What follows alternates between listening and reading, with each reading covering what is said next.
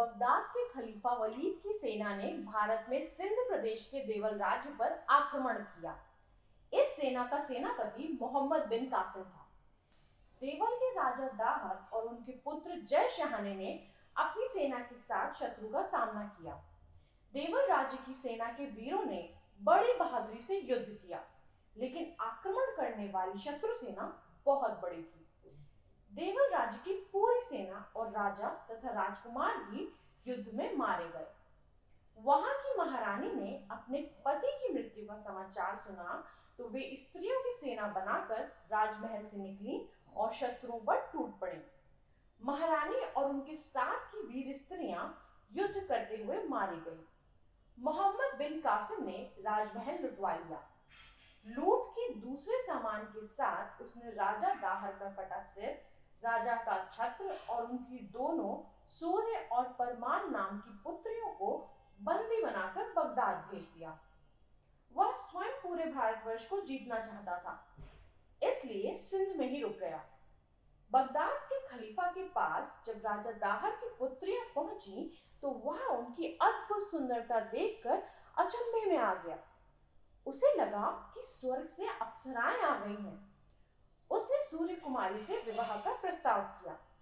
बेचारी राजकुमारियां विदेश में शत्रु के राजमहल में अकेले क्या कर सकती थी, लेकिन उन्होंने अपने पिता को मारने वाले से बदला लेने का निश्चय कर लिया था।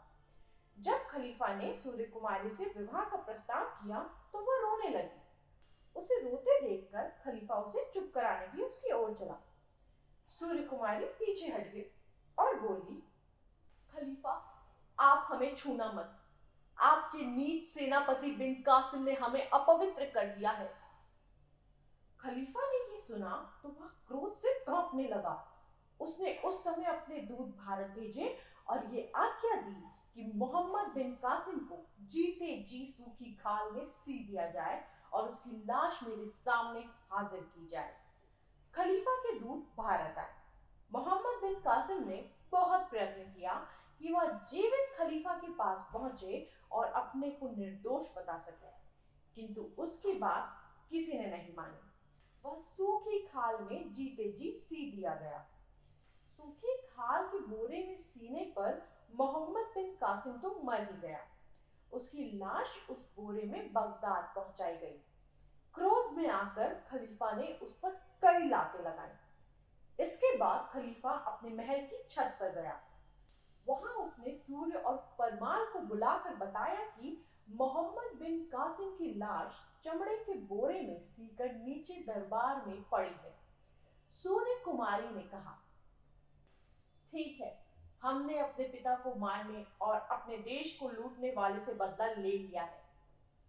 जब खलीफा को मालूम हुआ कि उसके सेनापति का कोई दोष नहीं था, तब उसने अपना सिर पीट लिया। सूर्य कुमारी ने अपनी छोटी बहन को सब बातें पहले ही समझा दी थी। दुख और क्रोध से पागल खलीफा से उसने कहा, हम हिंदू कुमारियां हैं, समझे? किसमें साहस है जो जीते जी हमारे शरीर को हाथ लगा सके? इतना कहकर इन दोनों वीर बालिकाओं ने महल की छत के बिल्कुल किनारे खड़ी होकर एक दूसरे की छाती में विष से बुझी कटार जोर से भोंक दी और उनके प्राणहीन देह उस ऊंची छत से नीचे लुढ़क गए। खलीफा का भारत की लड़कियों की यह आश्चर्यजनक वीरता देख खलीफा भारत की लड़कियों की ये आश्चर्यजनक वीरता देखकर ऐसा घबराया कि वहीं सिर पकड़कर बैठ गया।